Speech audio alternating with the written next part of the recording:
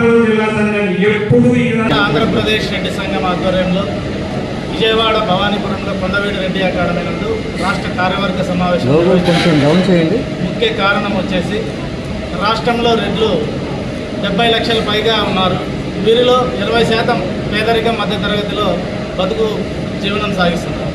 అయితే కేవలం ఎన్నికలప్పుడు మాత్రమే రాజకీయ పార్టీలు రెడ్డి సామాజిక వర్గానికి అది చేస్తాం ఇది చేస్తామని హామీలు ఇవ్వడం తప్పితే, మాట చెప్పడం తప్పితే అధికారంలోకి వచ్చిన తర్వాత రెడ్లను పట్టించుకున్న పాపాన కూడా ఎవరు కూడా ఏ రాజకీయ పార్టీ కూడా చేయడం లేదు. అందులో ప్రస్తుతం నారా చంద్రబాబు నాయుడు గారు ముఖ్యమంత్రిగా ఉన్నారు.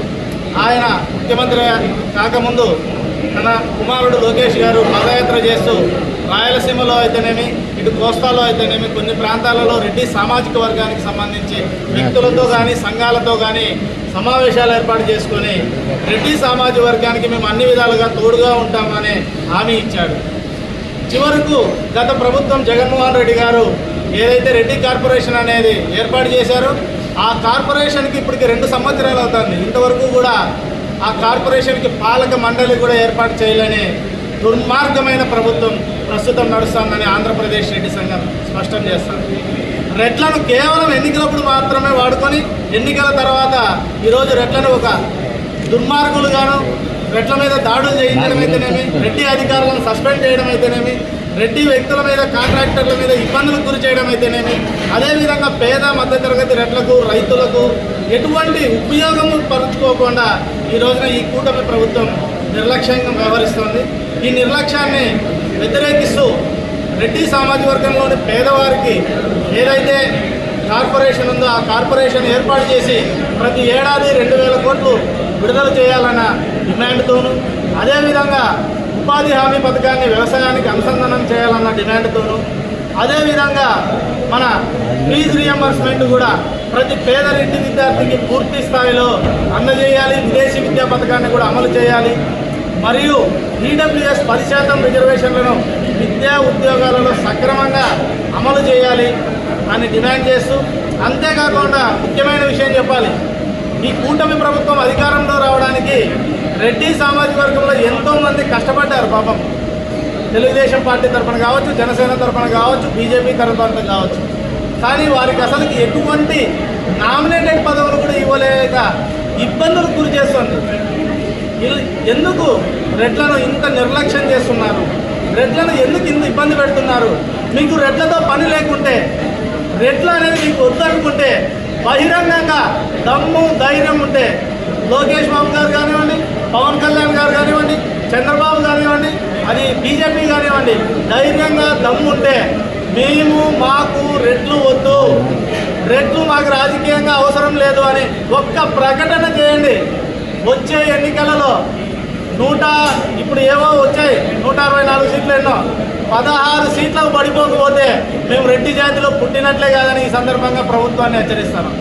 రెడ్లు లేనిదే మీరు రాజకీయం చేయలేరు. అది ఏ రాజకీయ పార్టీ అయినా కానీ, వైసీపీ కానీ, టీడీపీ కానీ, బీజేపీ కానీ, జనసేన కానీ, ఏదైనా కానీ ప్రతి గ్రామంలో కూడా రెడ్డి ఉండాలి. 10 ఓట్లు పడాలంటే రెడ్డి ఉండాలి. అలాంటి రెడ్లను నిర్లక్ష్యం చేస్తూ రెడ్డి విద్యార్థులను, రైతులను, యువతను, మహిళలను మోసం చేస్తూ అధికారంలోకి వచ్చి ఈ రోజున రెడ్లను విస్మరించడం బాధాకరం. మేము ఏ రాజకీయ పార్టీకి తొత్తుగా మాట్లాడట్లేదు. మా హక్కుల గురించి, మా జనాభా ప్రాతిపదికన మా హక్కుల గురించి మేము మాట్లాడుతున్నాము.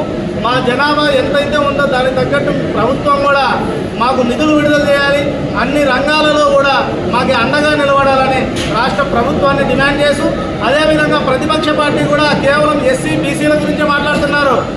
రెడ్లు కూడా ఉన్నారని గ్రహించి ప్రతిపక్ష పార్టీలు కూడా రెడ్ల హక్కుల గురించి కూడా, రెడ్ల యొక్క డిమాండ్లను కూడా ప్రతిపక్ష పార్టీలు విస్మరించుకోకుండా ప్రజల ముందుకు, ప్రభుత్వం దగ్గరికి తీసుకెళ్లి రెడ్ల సమస్యలను పరిష్కరించాలని ఈ సందర్భంగా తెలియజేసుకుంటూ, ఇక ప్రభుత్వానికి కూడా మేము ఒక హెచ్చరిక జారీ చేస్తున్నాం.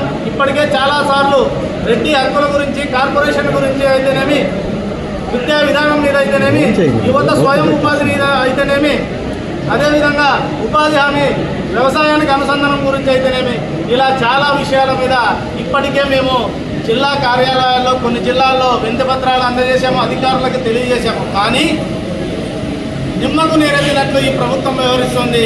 ఇదే చివరి హెచ్చరిక.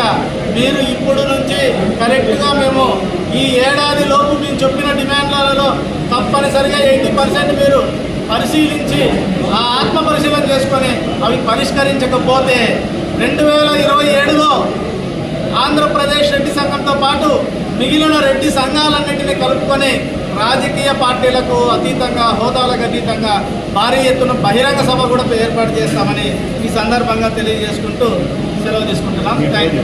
నా పేరు గంగలగుంట నరేష్ కుమార్ రెడ్డి, ఆంధ్రప్రదేశ్ రెడ్డి సంఘం రాష్ట్ర అధ్యక్షులు.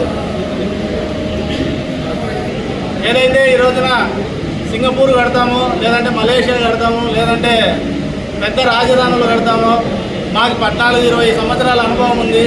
ప్రపంచంలోనే అత్యధికంగా బాగా గొప్పగా మేము రాజధాని కడతామని ప్రగల్భాలు పలుకుతున్న చంద్రబాబు నాయుడు గారు, దయచేసి మీరు ఏదైతే అమరావతి కోసం భూములు తీసుకుంటున్నారో అందులో మీ సామాజిక వర్గానికి న్యాయం చేస్తున్నారు, ఇతర సామాజిక వర్గాలకు ముఖ్యంగా మా రెడ్డి సామాజిక వర్గం రైతులకు అన్యాయం చేస్తున్నారు.